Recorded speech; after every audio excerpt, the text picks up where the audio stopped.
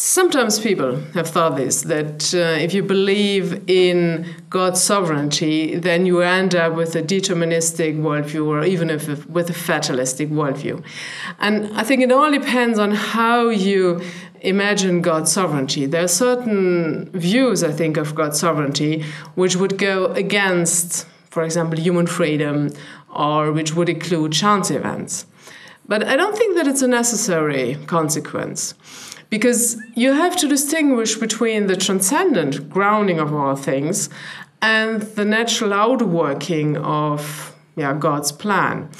And so to say that God is sovereign over everything, even that his decree is unfolding in history, doesn't mean that there is a kind of natural determinism inside of nature which would predetermine, for example, all human acts and which would exclude any chance events.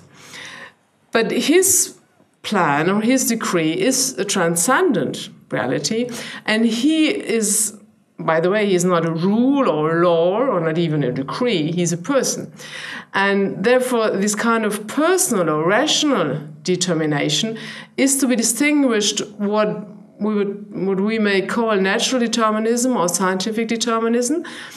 And therefore, he as the personal creator is sovereign over all his creation, but he's exactly sovereign over all his creation in allowing the different creatures to unfold their nature. And that means for rational creatures, for example, to act freely or to act in a rational way.